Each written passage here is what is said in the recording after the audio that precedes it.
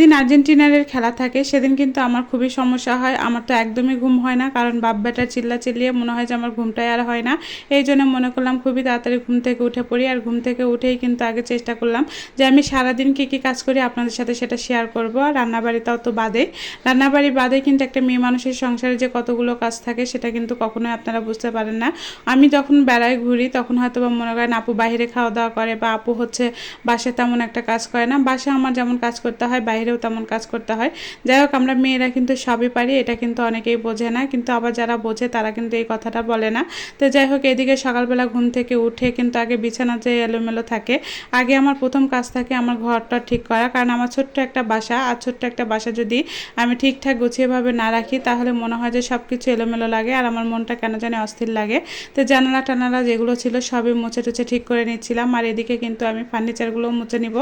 আশপাশ সব কিছু মুছে নেওয়ার পরে কিন্তু তারপর অন্যান্য বিভিন্ন কাজ থাকে, একটা রান্নাবাড়ির কাজ থাকে, একটা মেয়ে মানুষের বিভিন্ন কাজ থাকে, সকালবেলাকার নাস্তার কাজ থাকে। তো সকালবেলা আজকে নাস্তা তেমন একটা কিছুই করি নাই। সকালবেলা খিচুড়ি রান্না করেছিলাম, সাথে ডিম ভাজি করে দিয়েছি, আর গরুর মাংস ছিল সেটা গরম করে দিয়েছি ছেলেকে। আজকে ছেলের আইসিটি পরীক্ষা আছে, সেটার জন্য কিন্তু সে তাড়াতাড়ি বের হয়ে যাবে। এদিকে তো আর্জেন্টিনার খেলা চলছে, সে খেলা দেখবে না পরীক্ষা দিতে যাবে, সে নিজেই ভাবছে না। আর আমি চেষ্টা করছি তাকে, বারবার বলছি যে তোমার যেতে দেরি হয়ে যাবে, তুমি তাড়াতাড়ি চলে যাও। সে সব ধরনের খেলাই কিন্তু পছন্দ করে, আর খেলাধুলা তার কাছে অনেক প্রিয়। সে যেমন মোটাসোটা হতে পারে কিন্তু খেলতে খুবই পছন্দ করে, আর খেলাধুলা তার কাছে খুবই প্রিয়।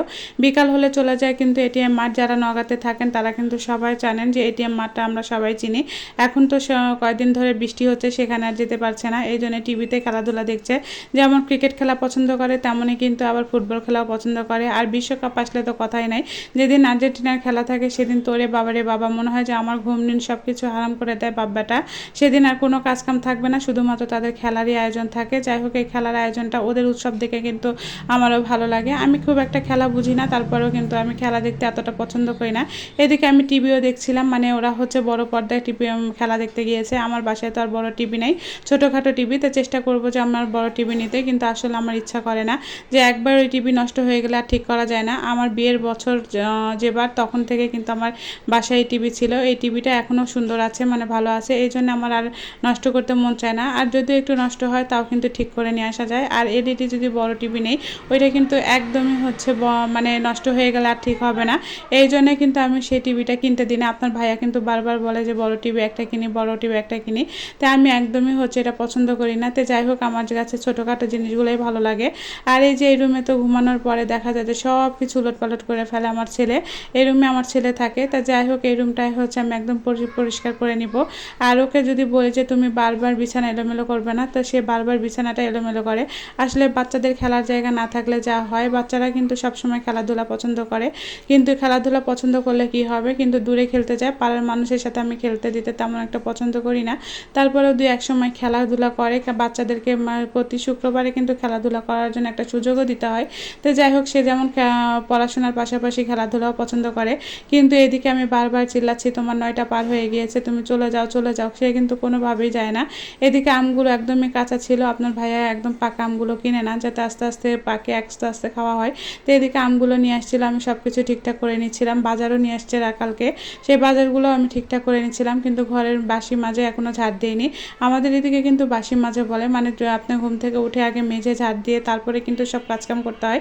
তাই আমি প্রথম অবস্থায় ঘরটার গোছাই নিই, আর ঘরটার গোছাই নেওয়ার পরে তারপরে কিন্তু একদমই হচ্ছে ঝাড়ঝাঁটা দিয়ে একদম কাজ করে নিই। এর মধ্যে কিন্তু জানেন না, আমি কিন্তু রান্নাবাড়িও করে নিয়েছি, আপনাদেরকে এই ফুটেজটা দেখানো হয়নি। যাই হোক, এই ফুটেজটা আমি অন্য রিলস ভিডিওতে আপলোড করে দিব, আপনারা দেখে নেবেন। আজকে রান্না করেছিলাম আমি শুটকি মাছের চচ্চড়ি করেছি, তার সাথে কচুরলতি ছিল, সরি কচুরলতি না, কচুর বই ছিল, আপনারা কি বলেন মুখী বলেন জানি, আমাদের দিকে কচুর বই বলে। যাই হোক, ওই মুখীটাই কিন্তু আমি চচ্চড়ি করেছিলাম। আর এদিকে গরুর মাংস আছে, শুধুমাত্র গরম করে দিব, এই কারণে কিন্তু আমি আজকে তেমন কিছু একটা রান্না করি নাই। তো এই রুমটাও পরিষ্কার করে সব ঠিকঠাক করে নিচ্ছিলাম, সব ঠিকঠাক করে নিয়ে তারপরে কিন্তু অন্যান্য কাজ করা যায়। তো এই রান্নাবাড়ি করেই কিন্তু আমি এগুলো কাজকাম করছিলাম, একদিকে রান্না চড়িয়ে দিচ্ছি, একদিকে কিন্তু কাজও করছি।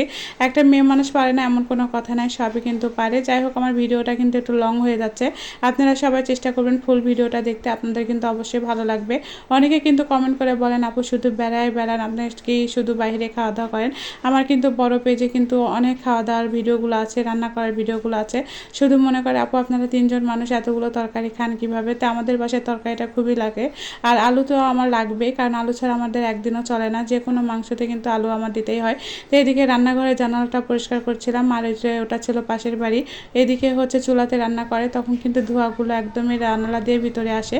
আর এদিকে ছেলেকে হচ্ছে পোলাওর চালের খিচুড়ি করে দিয়েছিলাম, আর ডিম পোচ করে দিয়েছি, আর গরুর মাংস দিয়েছিলাম। এদিকে গরুর মাংস গরম করতে দিয়েছি, তারপরে বাসি যে হচ্ছে থালি বাসন ছিল রান্না করার পরে সেগুলোও মেজে ঘুষে একদম রেডি করে নিচ্ছি। আর রেডি করে নিয়ে তারপরে কিন্তু হচ্ছে সব কিছু গুছিয়ে নিয়ে তারপরে আমি একদম ঘরটর মুছে তারপর গোসল করতে যাব।